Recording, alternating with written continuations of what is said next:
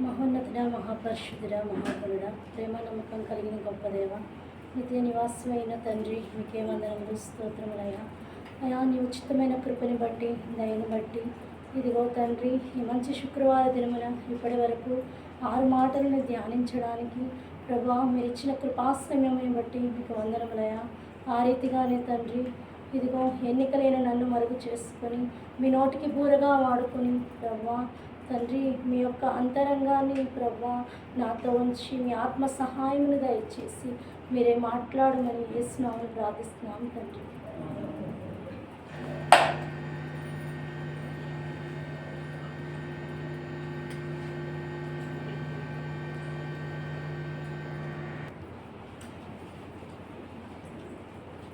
సిలువలో పలికిన 7వ మాట, 6వ మాట చెప్పేప్పుడు ధర్మనిశ్చిత చెప్పింది కదా, గొప్ప కేక వేసెను. ఆ కేక సంతోషంతో కూడిన కేక.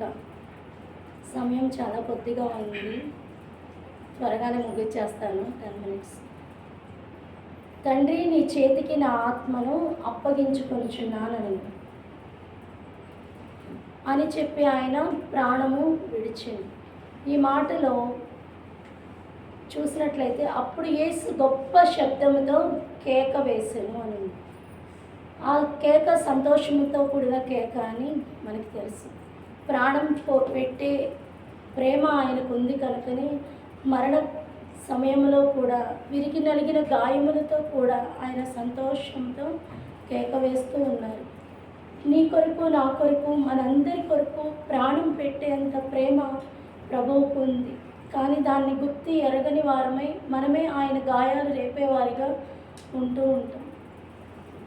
ఈ మాటలో ఆ కేక ఎందుకు వేశారు ఆయన? ఎందుకు అంటే రాకడలో ఇదిగో ప్రభు వస్తున్నాడు, ఎదుర్కొనండి అనే ఆ కేక మనం వినాలని, ఆ కేక విని రాకడలో మనం ఎగిరి వెళ్ళాలని, ఆ మహిమ సింహాసనం ఎదుట మనం నిలవబడాలని ఆయన గొప్ప శబ్దంతో ఈ కేక వేశారు.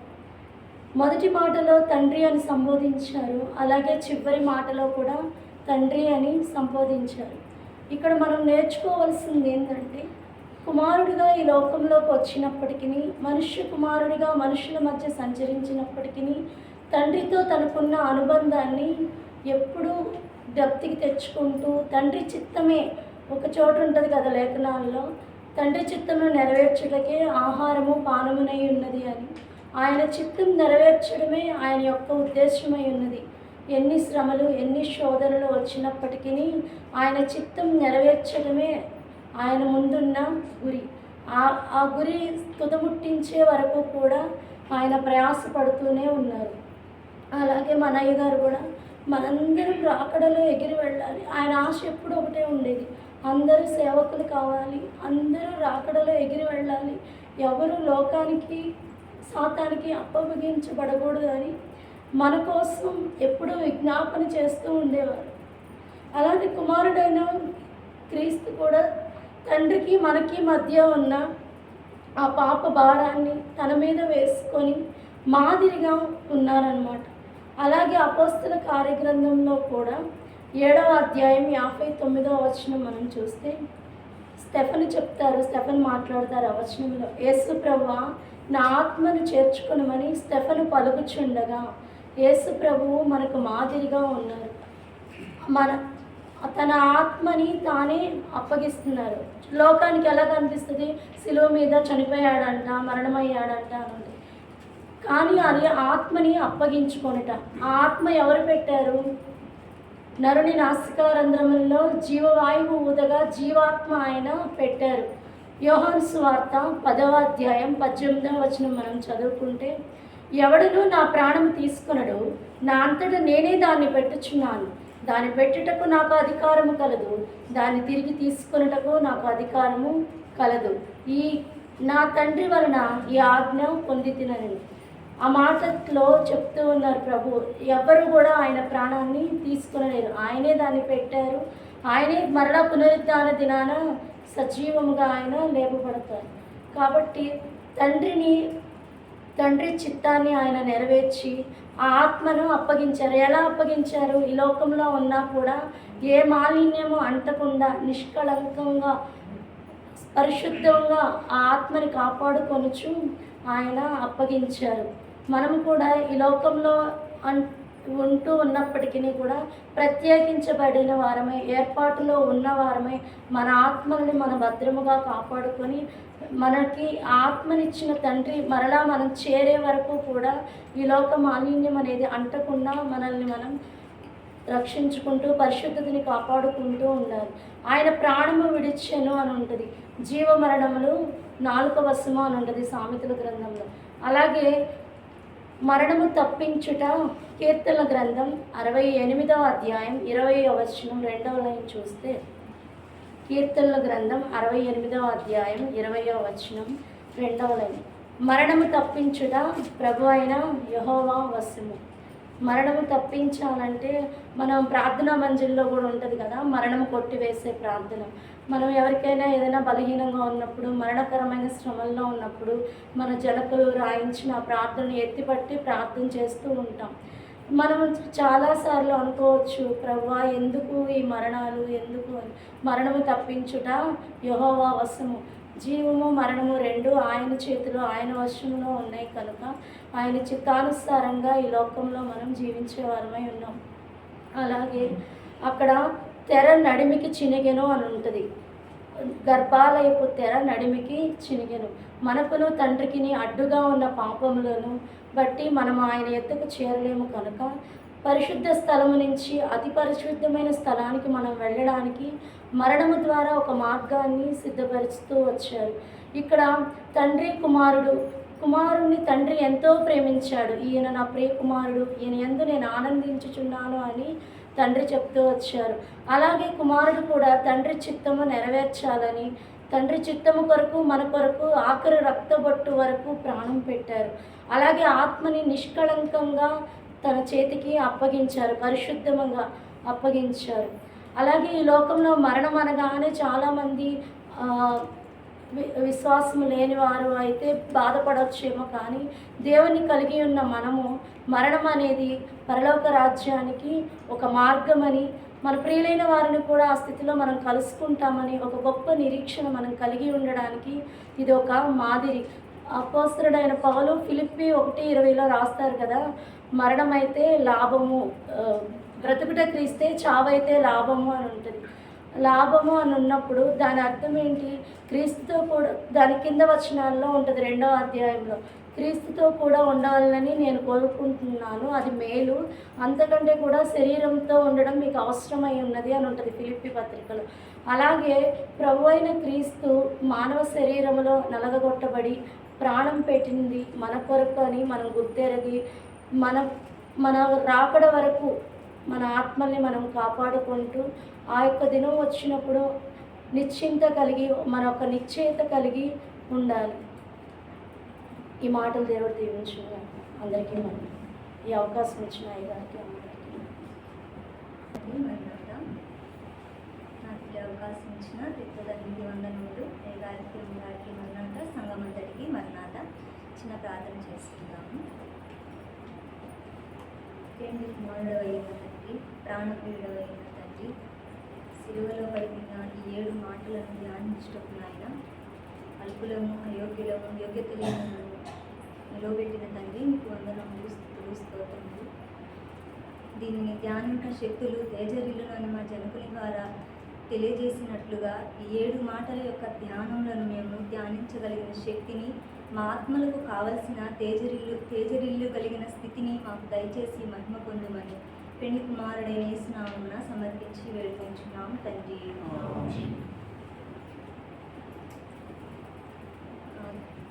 ప్రభువు సిలువలో పలికిన 7వ మాట చదవద్దులేండి. లూకా సువార్త 23వ అధ్యాయము 46వ వచనంలో ఉంది.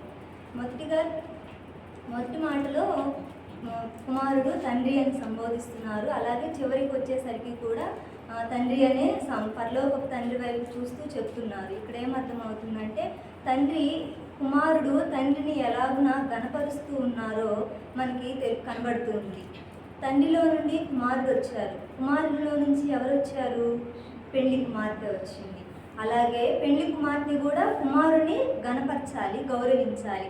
అలాగే భూలోకంలో కూడా పరలోకపు తండ్రికి సాదృశ్యంగా ఉన్న మన ఆత్మీయ తండ్రి గారిని కూడా మనము గణపరచాలి, గౌరవించాలి. ఇక్కడ ఈ మాట ద్వారా ఏం కనబడుతుందంటే ఆత్మ శరీరంను విడవగానే ఆత్మ తండ్రి చేతిలోనికి వెళ్తుందని మనకి ఇక్కడ అర్థమవుతుంది. తండ్రి కలుగజేసిన సృష్టిలో నుంచి, ఆ పోలికలో నుంచి మనము పడిపోయాం కాబట్టి తండ్రికి మనకు గ్యాప్ ఏర్పడింది. అంటే ఎడబాపు అంటే ఏమైందంటే ఆ బాండింగ్ అనేది పోయిందనమాట. ఆ బాండింగ్ని మరలా ఈ కుమారుడు ఏం చేస్తూ ఉన్నా అంటే రీయూనియన్ అంటే రీకనెక్ట్ చేస్తూ ఉన్నారు. ఎలా సమాధానపరుస్తూ ఉన్నారు, సఖ్యపరుస్తూ ఉన్నారు, సంబంధపరుస్తూ ఉన్నారు ఈ మాట ద్వారా. ఇంకా ఈ మాటలో ఏం కనబడుతుందంటే తండ్రి కుమారునికి సమస్తాన్ని అప్పగించారు. కుమారుడు ఏం చేశాడు? తన శ్రమానుభవ స్థారము ద్వారా, తన శ్రమానుభవము ద్వారా, ప్రేమానుభవము ద్వారా తండ్రి ఏవైతే అప్పగించారో వాటినన్నింటిని అలాగే అప్పగించలేదు, నూతనంగా అప్పగించారు. నిత్య నూతనంగా తండ్రికి మరలా అప్పగించారనమాట. అదే అంటారు కదా, ఏ మహిమ స్థితిలో నుండి అయితే వచ్చానో ఆ మహిమ స్థితి నుండే నేను మరలా తండ్రి చేతిలోనికే వెళ్ళిపోతున్నాను అని ఉంది కదా, అలా అనమాట.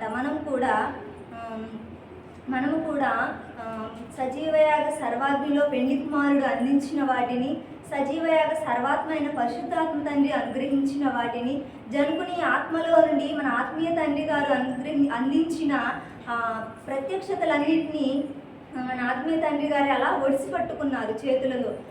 ఈ మధ్య ధ్యానాల్లో మనకు తెలియచేశారు కదా, ఒక్కొక్క ప్రత్యక్షత అంటే ఒక్కొక్క కట్టె అనమాట.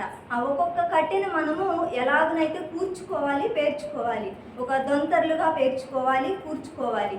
వాటిని ఎలా పడితే అలా కూర్చుకున్నాం అనుకోండి, కింద ఏది లాగినా కానీ అన్నీ పడిపోతాయి కదా, కూర్పు అంతా పోతుంది. కాబట్టి ఆ కట్టెలు అవన్నిటినీ కూడా చేతిలో ఒడిసి పట్టుకున్నారు కదా మన తండ్రి గారు, వాటినన్నిటినీ కూడా మనము అందుకోవాలి, అనుభవించాలి. మన తండ్రి గారు అంటారు కదా, ఆత్మీయ తండ్రి గారు రక్తంలో జీర్ణమయ్యేంతగా మీరు సన్నిధి చేయాలి అని.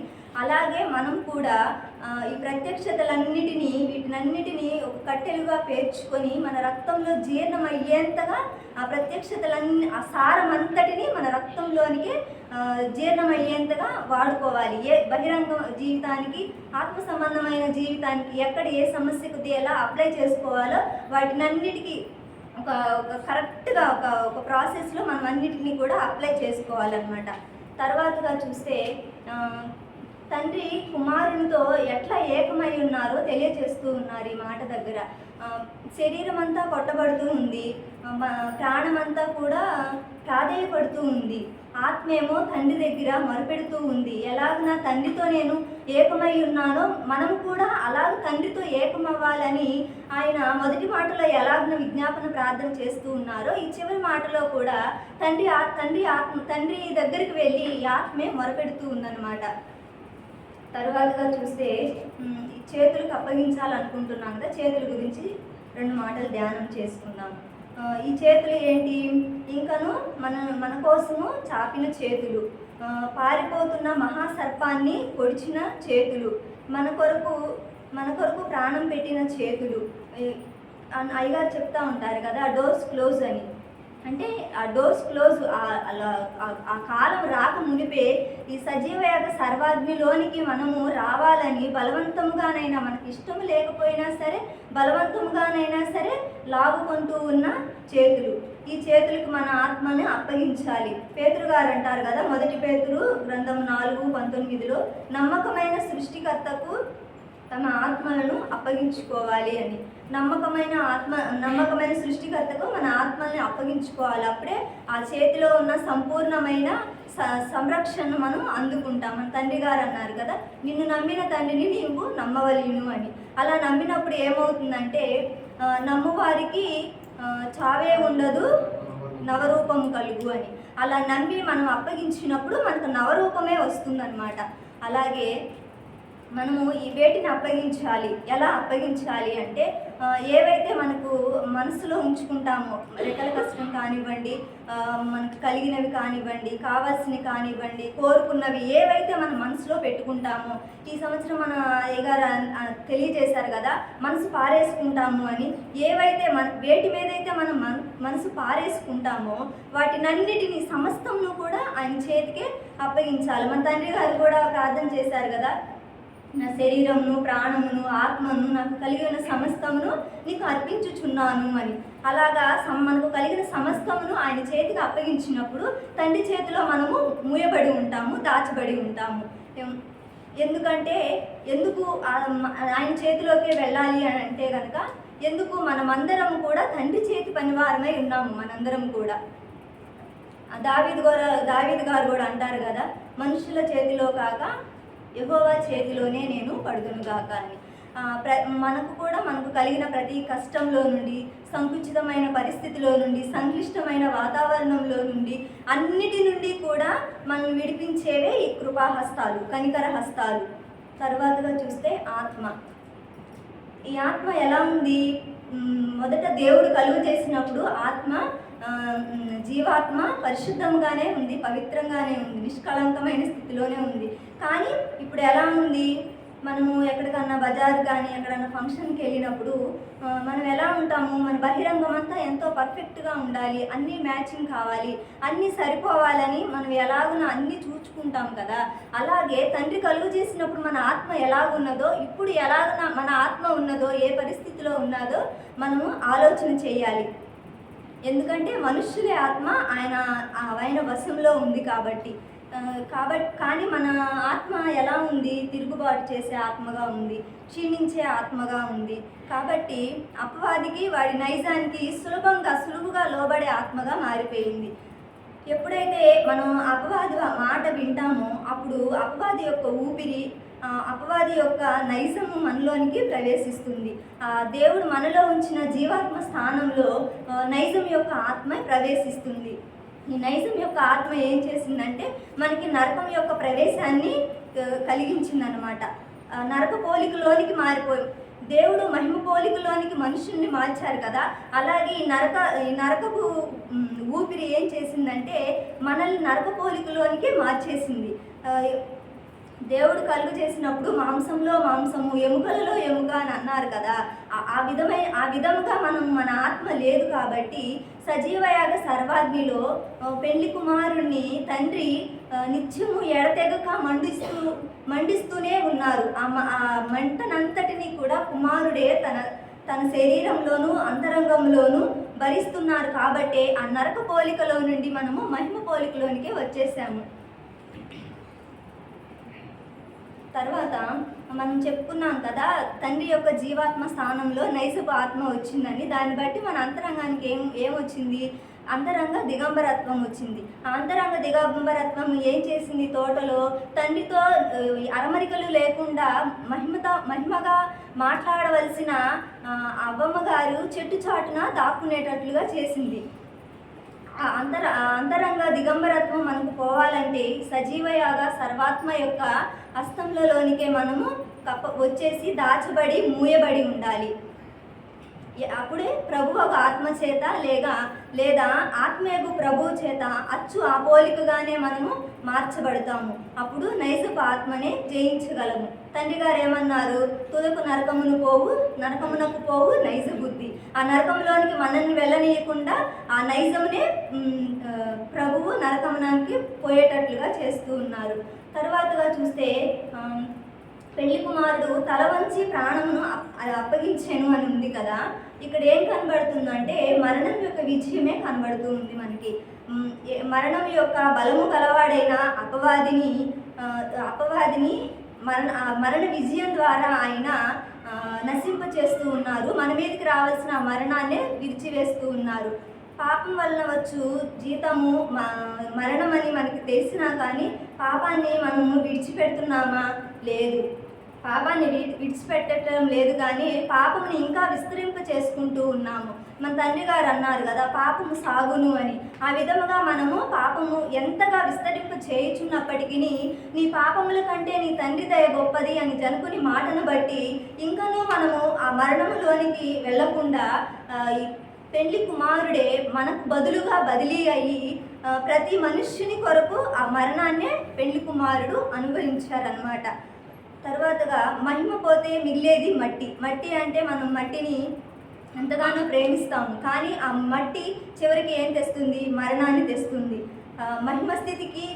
మహిమ స్థితిని ఎప్పుడు చులకన చేసేది, మహిమ స్థితికి ఎప్పుడు అడ్డుపడేది ఏంటంటే మన మానవ స్థితి అన్నమాట. భక్తులు అన్నారు, మహిమ స్థితికను మానవ స్థితికి ఉన్న చివరి మజిలీ ఏంటి అంటే మరణం అంట. కానీ మనం ఏం చేస్తాం? ఈ మానవ స్థితికే భయపడతాము, మానవ స్థితినే ఎక్కువగా చేసుకుంటాము. చీమ చుట్టుకుమన్నా భయపడతాము. ఎందుకు? దాని మీద మనకి ఎనలేని మమకారము, ప్రేమ ఉంటాయి కాబట్టి దానికి భయపడి దాన్ని ఏం చేస్తాము? బుజ్జగిస్తాము, బ్రతిమలాడతాము. అది ఏం చెప్తే అదే చేస్తూ ఉంటాము. ఆయన వైపు చూడకుండా ఈ మానవ స్థితికి పెద్దపీట వేస్తూ ఉంటాము. ఎలాగా? ఆయన మనకు కిరీటం పెట్టాలని చూస్తుంటే మనము మన మానవ స్థితికే కిరీటం పెట్టి ఆయనకు కనబడకుండా దాక్కుంటూ ఉన్నాము. మనం క్షమించమని ఈ సమయంలో మనమే ప్రభువును వేడుకోవాలి. మానవ అంతరంగంలో ఆయన ఎన్నో శ్రేష్టమైన వాటిని మనకే ఇచ్చివేశారు, కానీ మనమేం చేస్తున్నాము? వేటికి కావాల్సిన వాటికి అప్పగిస్తున్నాం. లోకానికి కావాల్సిన లోకానికి, సంసారానికి కావాల్సినవి సంసారానికి, ఉద్యోగానికి. అయ్యగారు ఎప్పుడు చెప్తూ ఉంటారు కదా, కడుపు తీపి అని. కడుపు తీపికి వీటన్నిటికీ ఏం చేస్తామంట? వాటికి ఎదురెళ్ళి నీకేం కావాలో తీసుకో అని అన్నిటికీ మనం ఎదురెళ్ళి వాటికి మనమే వెళ్ళి వాటి చేతిలో పెడతామంట. మన తండ్రి గారు అన్నారు కదా, ఇట్టి స్థితికి అన్నీ అడ్డులే అని. ఈ అడ్డుగా ఉన్న ఈ స్థితిలో మట్టి మహిమగా మారాలన్నా, మన ఆత్మ మహిమగల ఆత్మగా మారాలన్నా, ఎక్కడెక్కడైతే మన ఆత్మ వెళ్ళి బంధింపబడి ఉన్నదో, పాతాళపు పట్టులోనికి వెళ్ళింది, పాతాళం యొక్క బానిసత్వంలోనికి వెళ్ళింది, నైజం యొక్క ఉచ్చులోనికి, ఉరిలోనికి, ఊపిరిలోనికి, ఎక్కడెక్కడికైతే మన ఆత్మ చిక్కుకొని ఉందో ఆ ఆత్మ నరకంలోనికి వెళ్లకుండా ఉండడానికే ఈ దినం తండ్రి తన ఆత్మను, కుమారుడు తన ఆత్మను తండ్రికి అప్పగిస్తూ ఉన్నారు. మనం ఎలా తప్పించుకోవాలి అంటే, భూలోకంలో ఉన్న నరకంలోనికి వెళ్లకుండా కుమారుడైతే నరకాన్ని తప్పించారు. మనం ఎలా తప్పించుకోవాలంటే, మన జనకులు రాశారు కదా, నరకంబు తప్పించు నరుడవు దేవపుత్రుని పుచ్చుకో అని. ఈ భూలోకంలో ఉన్నప్పుడే ఆ నరుడై ఉన్న దేవపుత్రుని మనం పుచ్చుకున్నప్పుడు ఆ నరకంలోనికే మనము వెళ్ళము. తర్వాతగా మన జనకులు సజీవ సర్వాత్మ మన మీద విధానంగా ఆవరించి ఉండడానికి పరిశుద్ధాత్మ తండ్రి ఒక చిన్న సాధనాన్ని మనకి ఇచ్చారు. అదేంటంటే జనకుని యొక్క ఆత్మ. ఈ సజీవ సర్వాత్మను మనము పూర్తిగా నింపుకోవాలన్నా, ఆవరింప చేసుకోవాలన్నా, అందుకోవాలన్నా, మనకు జనకుని ఆత్మ ఎంతో అనుభవించాలన్నా కూడా జనకుని ఆత్మ ఎంతగానో ఉపయోగపడుతుంది. అలా అని చెప్పి సజీవ సర్వాత్మను విడిచిపెట్టి కేవలం జనకుని ఆత్మ మీద ఆధారపడ్డామనుకోండి, గురిపెట్టుకున్నామనుకోండి, ఏమవుతుంది? అంతా ఓవర్ఫ్లో అవుతుంది. దీనికి కూడా మన జనకులు పేరు పెట్టారు కదా, చిమిడిపోయిన భక్తి అని. ఆ ఓవర్ఫ్లోకి మనము వెళ్ళకుండా ఉండాలి అంటే జనకుని ఆత్మ ఎలా సహాయపడుతుంది? ఏ క్రమం అయితే మనకి ఇచ్చారో, ఏ ప్రేమ ఏర్పాటునైతే మనకి అందించారో, ఏ మార్గం అయితే మనం ముందుంచారో, ఏ మాదిరి అయితే మనకు కనిపరిచారో, ఏ నమ్మకంలో అయితే మనం నిలబడాలని కోరుకున్నారో, ఏ ప్రార్థనలు అయితే మనం జరిగించాలని కోరుకున్నారో, వాటినన్నిటిలో మనము స్థిరముగా నిలబడాలని ఈ జనకుని ఆత్మ సహాయంగా ఉందన్నమాట. తర్వాతగా చూస్తే ఈ బైబిల్ మిషన్ అనే కొలిమి జనకుని చేతులలోనికి వచ్చింది. ఎంతోమంది ఉన్నారు కదా ప్రభువుకి భూలోకంలో, జనకుని ఆత్మకే ఎందుకు అప్పగించారు?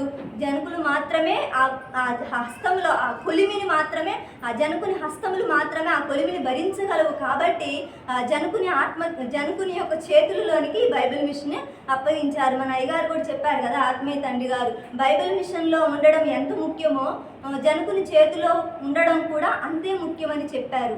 అలా మనము బైబిల్ మిషన్లో ఉండాలి, జనకుని యొక్క చేతులలో కూడా ఉండాలి. మనం చివరిగా చూస్తే మన జనుకులు ఏమన్నారంటే, నేను చేతులు ముడుచుకున్నప్పుడు ఘోరమైన శ్రమలు వస్తాయి అని అన్నారు కదా. ఆ శ్రమలు రాకమునిపే, ఆ చేతులు ముడుచుకొనక మునిపే ఆ జనుకుని యొక్క చేతుల్లోనికే మనము వెళ్ళవలసి వారని ఉన్నాము. అప్పుడే ఈ మాట నెరవేరుతుంది. ఏ మాట? నా తండ్రి అందరికంటే గొప్పవాడు కనుక నా తండ్రి చేతిలో నుంచి ఎవరును అపహరింపలేరు అని. ఈ మాటల నెరవేర్పులోనికే మనము వస్తాము. కాబట్టి ఈ కొద్ది మాటలను దేవుడు దీవించును గాక. ఆమేన్. చిన్న ప్రార్థన చేసుకున్నాము. పెళ్లి కుమారుడు అయిన తండ్రి, ప్రాణప్రియుడు అయిన తండ్రి, ఇంతవరకు మీరు అందించిన మాటలను బట్టి మీకు వందనములు, స్తుతులు, స్తోత్రములు నాయన. అయ్యా, మేము పెళ్లి కుమార్తెగా సిద్ధపరుటకు మీరు ఏ మాదిరిని మాకు ఇచ్చి ఉన్నారో, ఏ రాకడ మార్గమును సిద్ధపరిచి ఉంచున్నారో, మీ కేక వినగలిగినటువంటి అయ్యా అంతరంగమును, ఆత్మను మాకు అనుగ్రహించారు. అందును బట్టి మీకు వందనములు, స్తుతులు, స్తోత్రములు. కుమారుడు అయిన తండ్రి, నువ్వు ఎలాగున సంపూర్ణమైన సమర్పణతో, విధేయతతో, విజయముతో ఈ 7వ మాటను పలికి తండ్రి యొక్క చేతిలోనికి వెళ్ళిపోయి విశ్రమించారో, అట్టి నిజ విశ్రాంతిలోనికి మేమును భూలోకంలో ఉండగానే మా జనుకుని యొక్క హస్తములలోనికి అయ్యా ఈ సజీవయాగ సర్వాజ్ఞలోని సర్వాత్మైన పరిశుద్ధాత్మ తండ్రి హస్తములలోనికి మేమును వెళ్ళి స్థిరముగా ఉండగలిగినటువంటి భాగ్యమును దయచేసి మహిమ పొందుమని పెళ్లి కుమారుడైన యేసు నామమున సమర్పించి వేడుకొంచున్నాము తండ్రి.